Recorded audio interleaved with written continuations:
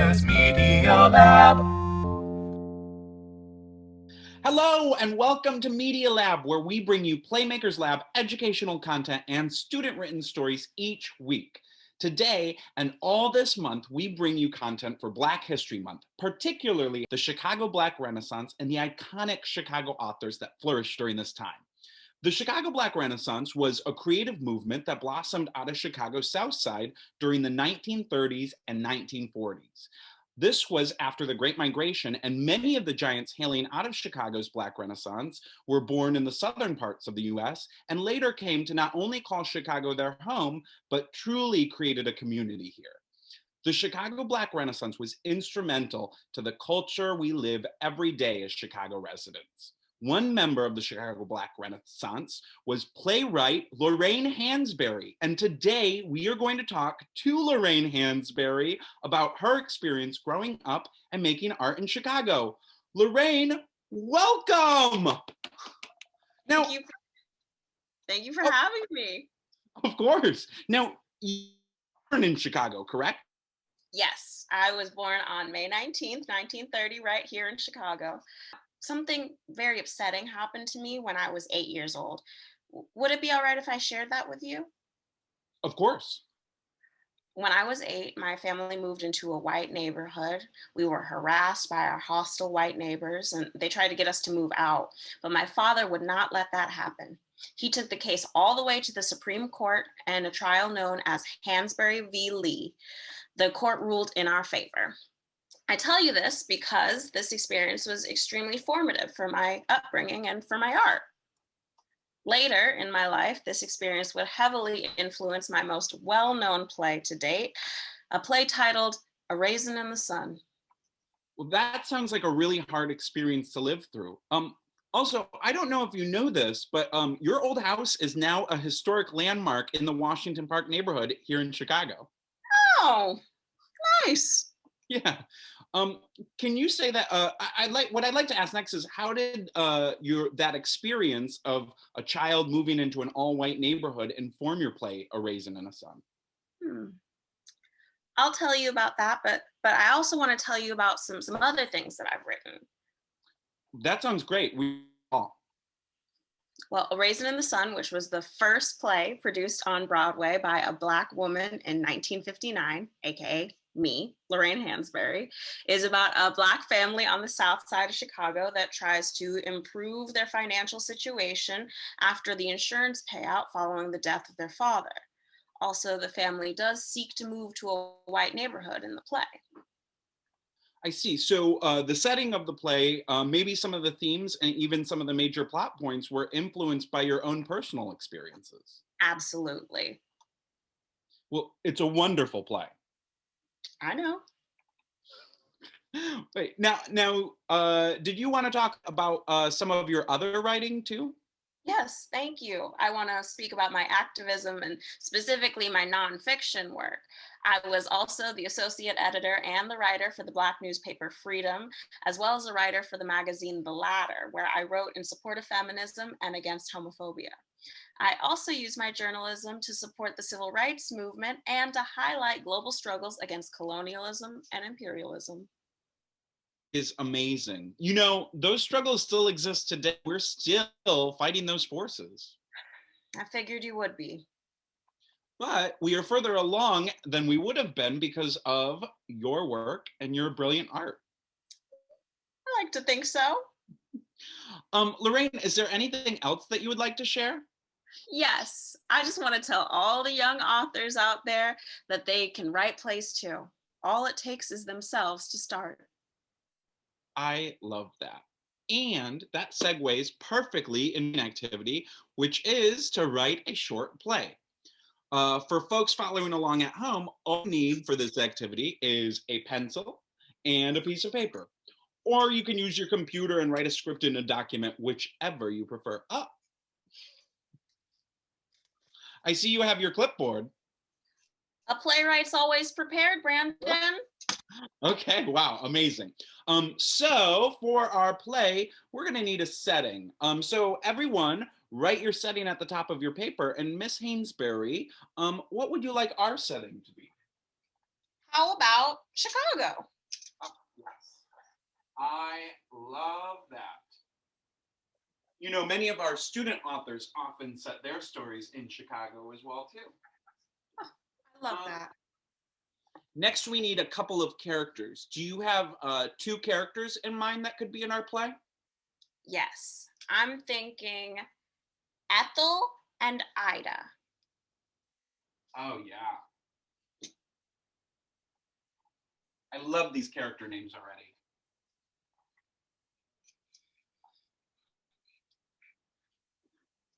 Perfect. So for folks following along at home, you should pick your very own characters and your very own setting right now and write them at the top of your page, like we did.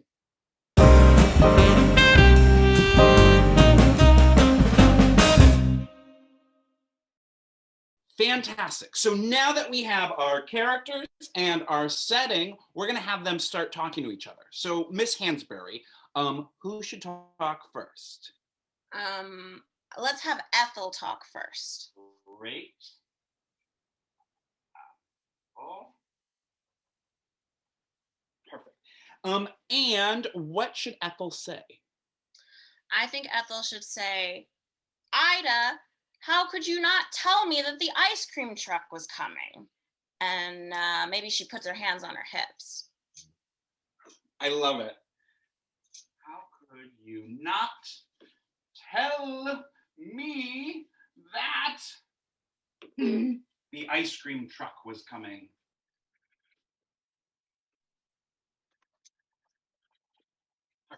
This is actually a perfect start to our script. And if I can explain a little bit, so in a script, we're always going to have, just like a regular story, a beginning, a middle, and an, but where a script differs from a regular story is that the characters are going to actually say and do the so we start at the beginning with our setting and character, and then Ethel is going next. These 2 little dots right here, they're like 2 periods, one on top of another, are called a colon, right? And a colon simply means that Ethel is going to say something. So Ethel knows that after the colon, she's going to say her line.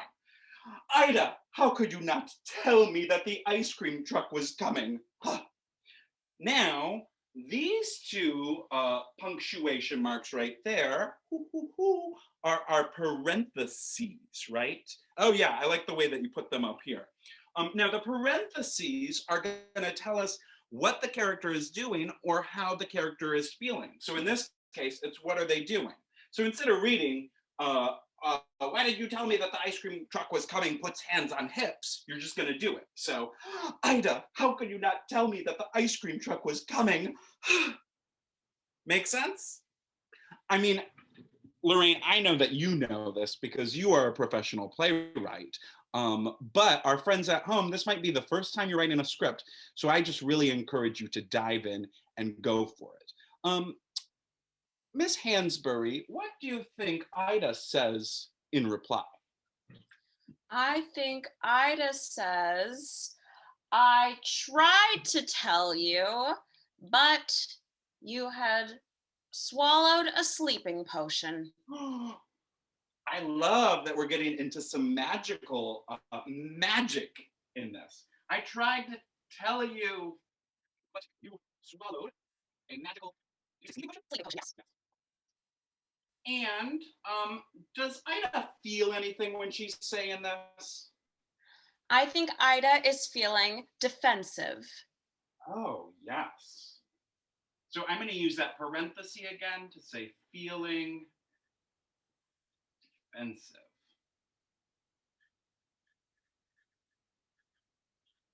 That's right. She's defending her action. She tried. So what does Ethel say in response? Ethel says, oh golly, how long have I been asleep? Oh, funny. Oh, golly. That's like a moment when you woke up from a nap or something and you've been taking a pill. Where am I? Oh, golly. How long have I been asleep? Okay. What does Ida say in response? Ida says, so long that now when we want ice cream, we just teleport to it. They're like, sure. I Mhm. love it. So long that whenever we want ice cream, we teleport to it. And I'm kind of running out of space on my page. Do you think we could wrap this up in one more line, one more response from Ethel? Absolutely. Okay. Whenever you're ready. I believe Ethel says, in parentheses, frightened. Then she says, this is too much for me. I'm going back to sleep. I guess stick to what you know. This is too much for me. I'm going back to sleep. And then I'm going to write the end. Perfect. So right here, we have our whole dialogue, our whole play. Now, this might not be actually our whole play. Usually when we write plays, they can be multiple pages long, unless we wanted to keep it a short play, that's okay too. But oftentimes in scripts or in plays, we have many scenes. So there might be a scene that we would write before this. There could be a scene that happens after this. There could be several scenes. We could see like the whole Ida and Ethel play out. What I love about this is that even within our scene, we have a nice beginning, a middle, and an end. There's some conflict or some drama. There's a nice realization almost, and the ending where she's like, oh, I'm going to go back to sleep as my resolution to avoid the consequences of the world that they live in now, a teleporting world. Although I would say that if I was Ethel, I might want to try and teleport and get some ice cream, right? Right. You can't judge that. What was that? It's too much. Too much. It's too much, right? Yeah, sometimes we don't always understand the inner dialogues or inner emotions of characters. Lorraine Hansberry, excuse me, would you want to read this dialogue with me? Oh, absolutely. Perfect. Which character do you want to be since you created both of them? Are you more of an Ethel or more of an Ida? I'd love to play Ethel. Oh, perfect. I love an Ida. We'll give ourselves a lights, camera, action, and we'll go for it. And remember, it's just rehearsal, so if we make a mistake, it's A-okay. Lights, camera, action. Ida, why didn't you tell me that the ice cream truck was coming? I tried to tell you, but you swallowed a magical sleeping potion. How long have I been asleep? So long that whenever you want ice cream, we teleport to it. This is too much for me. I'm going back to bed. And scene. Yeah! I